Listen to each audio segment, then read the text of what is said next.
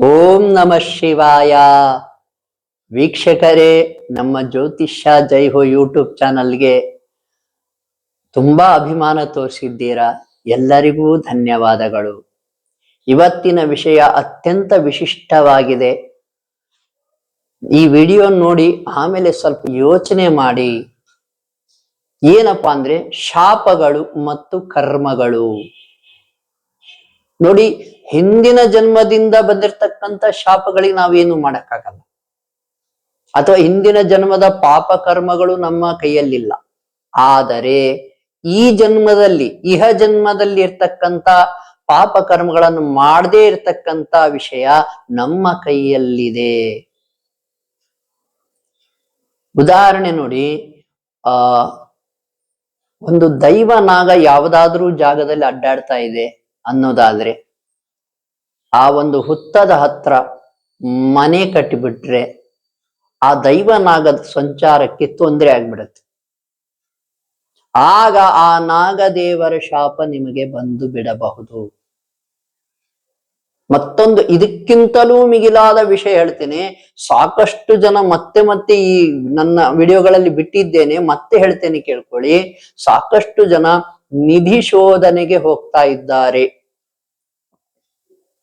ಸ್ವಲ್ಪ ಕುತ್ಕೊಂಡು ಯೋಚನೆ ಮಾಡಿ. ಸಾವಿರಾರು ಜನ, ನಾನು ಏನು ಸಣ್ಣ ವಯಸ್ಸಿನಲ್ಲಿದ್ದೆ ಅಲ್ಲಿಂದಲೂ ಇಲ್ಲಿನವರೆಗೂ ಸಾಕಷ್ಟು ಜನ ಹುಡುಕಿದ್ದು ನೋಡಿದ್ದೇನೆ. ಮನೆಗಳನ್ನ ಅಗೆದಿದ್ದಾರೆ, ಜಮೀನುಗಳನ್ನ ಅಗೆದಿದ್ದಾರೆ, ದೇವಾಲಯಗಳನ್ನು ಕೂಡ ಅಗೆದಿದ್ದಾರೆ. ಯಾರಿಗೆ ಸಿಕ್ಕಿದೆ ಹೇಳಿ? ದಯವಿಟ್ಟು ಯಾರಿಗಾದ್ರೂ ಸಿಕ್ಕಿದ್ರೆ ಕಾಮೆಂಟ್ ಮಾಡಿ. ನಾನ್ ಕಂಡಂತೆ ಯಾರಿಗೂ ಸಿಕ್ಕಿಲ್ಲ.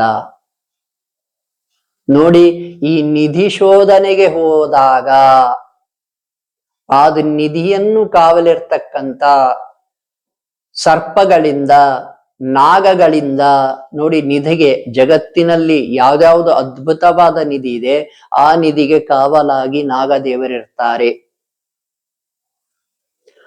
ಆ ನಾಗದೇವರ ಶಾಪ ನಿಮಗೆ ಬಂದು ಬಿಡಬಹುದು ನೀವು ನಿಧಿ ಶೋಧನೆ ಮಾಡ್ಲಿಕ್ಕೆ ಹೋದ್ರೆ.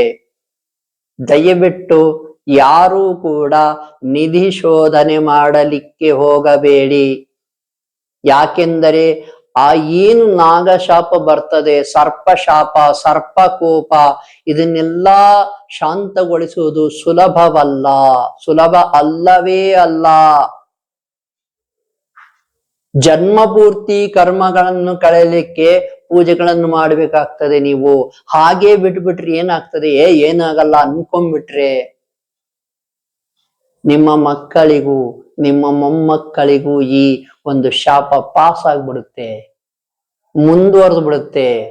ಆದ್ದರಿಂದ ನೋಡಿ, ಈ ಯಾವುದೇ ಶಾಪಗಳು ಬರದ ಹಾಗೆ ನೋಡ್ಕೊಳ್ಳಿ. ನೋಡಿ, ಯಾವಾಗ ನಾಗದೋಷ ಬರುತ್ತೆ, ರಾಹು ಕೇತುಗಳು ಚೆನ್ನಾಗಿರಲ್ಲ ನಿಮ್ಮ ಜಾತಕದಲ್ಲಿ, ರಾಹು ಕೇತು ಕಾಟ ಸ್ಟಾರ್ಟ್ ಆಗ್ತದೆ.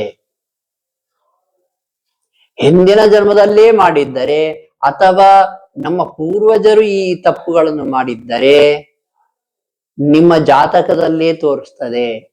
ನೋಡಿ, ಯಾರ್ಯಾರು ನಿಧಿ ಶೋಧನೆ ಮಾಡಿದ್ದೀರಾ, ನಿಮ್ಮ ಕರ್ಮಗಳನ್ನು ಕಳ್ಕೊಳ್ಳಿಕ್ಕೆ ವಿಶೇಷ ಪೂಜೆ ಮಾಡ್ಬೇಕಾಗ್ತದೆ, ವಿಶಿಷ್ಟವಾಗಿ ಪೂಜೆ ಮಾಡ್ಬೇಕಾಗ್ತದೆ.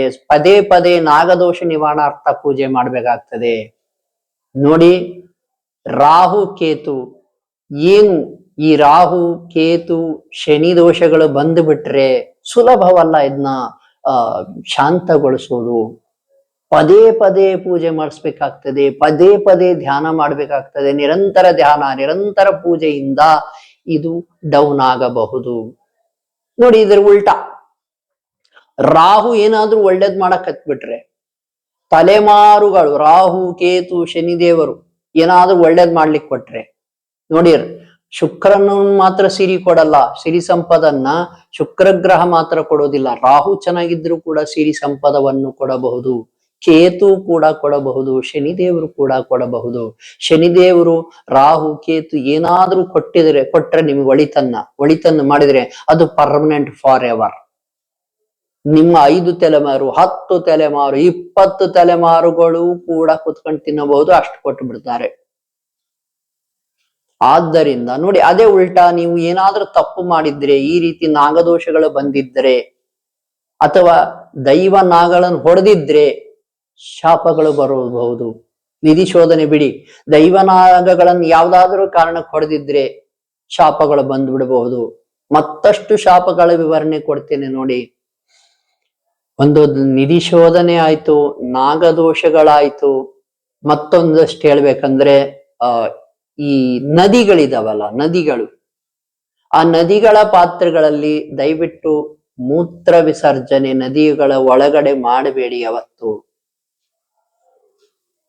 ಹಾಗೆಯೇ ನದಿಗಳೇನು ನೀರಲ್ಲಿ ದಯವಿಟ್ಟು ಪಾದರಕ್ಷೆ ಧರಿಸಿ ಹೋಗಬೇಡಿ.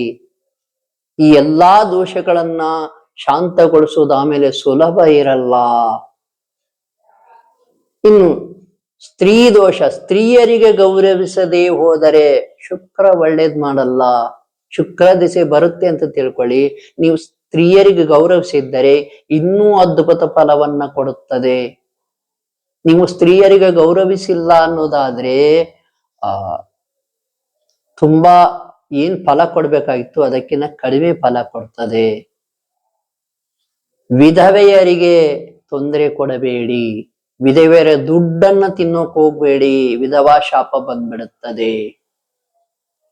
ವಿಶೇಷ ಚೇತನರಿಗೆ ತೊಂದರೆ ಕೊಡಬೇಡಿ, ಶನಿ ದೋಷ ಬಂದ್ಬಿಡುತ್ತದೆ.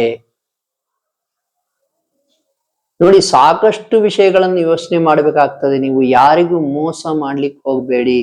ಮೋಸ ಮಾಡಿ ದುಡ್ಡು ಮಾಡೋದು ದೊಡ್ಡ ವಿಷಯವಲ್ಲ. ಭಗವಂತ ಎಲ್ಲವನ್ನೂ ನೋಡುತ್ತಿದ್ದಾನೆ. ಶನಿದೇವರು ನ್ಯಾಯ ತೀರ್ಮಾನಕ್ಕೆ ನಿಂತು ಬಿಟ್ಟಿದ್ದಾನೆ. ನೋಡಿ, ಎಷ್ಟೊಂದು ಶಾಪಗಳು, ಕರ್ಮಗಳು. ತಂದೆ ತಾಯಿನ ಚೆನ್ನಾಗಿ ನೋಡ್ಕೊಳ್ಳಿ. ತಾಯಿನ ನೀವು ಚೆನ್ನಾಗಿ ನೋಡ್ಕೊಳ್ಳಿಲ್ಲ ಅಂದ್ರೆ 4ನೇ ಮನೆ ಹಾಳಾಗ್ತದೆ. ತಂದೆನ್ ಚೆನ್ನಾಗಿ ನೋಡ್ಕೊಳ್ಳಿಲ್ಲ ಅಂದ್ರೆ 9ನೇ ಮನೆ ಹಾಳಾಗ್ತದೆ. ಎಲ್ಲರನ್ನೂ ಗೌರವಿಸೋದನ್ನು ಕಲೀರಿ, ಯಾಕಂದ್ರೆ ಎಲ್ಲರ ಆತ್ಮದೊಳಗೂ ಪರಮಾತ್ಮನಿದ್ದಾನೆ. ನೋಡಿ, ನಮ್ಮ ಕ್ಲೈಂಟ್ ಒಬ್ರು ದೇವಸ್ಥಾನದ ಜಾಗ ತಗೊಂಡ್ಬಿಟ್ರು, ಲೀಜಿಗೆ ಬರ್ಸ್ಕೊಂಡಿದ್ದಾರೆ. ಆ ಜಾಗದಲ್ಲಿ ಮುಂದೆ ಮನೆಯನ್ನು ಕೂಡ ಕಟ್ಟಿಬಿಟ್ರು. ಇವತ್ತಿಗೂ ಉದ್ಧಾರ ಆಗವಲ್ರು ಅವರು. ಕಟ್ಟಿ ಅಲ್ಲೇ 7-8 ವರ್ಷ ಆಗಿರ್ಬೋದು. ಇವತ್ತಿಗೂ ಕಾಡ್ತಾ ಇದೆ. ಯಾಕೆಂದ್ರೆ ದೇವಸ್ಥಾನದ ಮುಂಭಾಗದಲ್ಲಿ ಮನೆ ಆಗ್ಬಿಡ್ತು, ಈ ಮನೆಯ ಹಿಂಭಾಗದಲ್ಲಿ ಆ ದೇವಸ್ಥಾನ ಆಗ್ಬಿಡ್ತು. ಹಾಗೆಯೇ ಮತ್ತೊಬ್ಬ ಕ್ಲೈಂಟ್ಸು ಇಡೀ ತಮ್ಮ ಖಾನ್ದಾನ್ ಮನೆಗಳೆಲ್ಲ ಒಂದು ದೈವ ನಾಗ ಇರುವ ಹುತ್ತದ ಸುತ್ತಮುತ್ತ ಕಟ್ಟಿಬಿಟ್ರು. ಆಗಲೂ ತೊಂದರೆ ಆಗ್ತದೆ. ಅವರ ಒಂದು ದೇವರು ಚೌಡಮ್ಮ ತಾಯಿ ಏನೇ ಇದೆ, ಆ ತಾಯಿಯ ದೇವಸ್ಥಾನದ ಮುಂದೆ ಇವ್ರ ಮನೆ ಕಟ್ಕೊಂಡ್ಬಿಟ್ರು. ಇದರಿಂದ ಅವ್ರಿಗೆ ದೊಡ್ಡ ತೊಂದರೆಗಳೇ ಆಗ್ತಾ ಇದ್ದಾವೆ. ಇದು ಸುಲಭವಲ್ಲ. ಆದ್ದರಿಂದ ಈ ಶಾಪಗಳು ಬರದಂತೆ ನೋಡ್ಕೊಂಡ್ಬಿಡಿ, ಎಚ್ಚರ ವಹಿಸಿ. ಹೊರ್ತು ಶಾಪಗಳು ಬಂದ ಮೇಲೆ ಅದನ್ನ ಶಾಂತಗೊಳಿಸಕ್ ಹೋಗೋದ್ಕಿಂತ ಶಾಪಗಳು ಬರದಂತೆ ನೋಡಿಕೊಳ್ಳೋದು ತುಂಬಾ ಉತ್ತಮ. ನಿಮ್ಮೆಲ್ಲರ ಎಜುಕೇಶನ್ ಪರ್ಪಸ್ಗಾಗಿ ತಿಳಿಸ್ತಾ ಇದ್ದೇನೆ. ಪ್ರತಿಯೊಂದು ವಿಡಿಯೋವನ್ನ ಎಜುಕೇಶನ್ ಪರ್ಪಸ್ ಆಗಿ ನಾನು ಮಾಡ್ತಾ ಇರೋದು.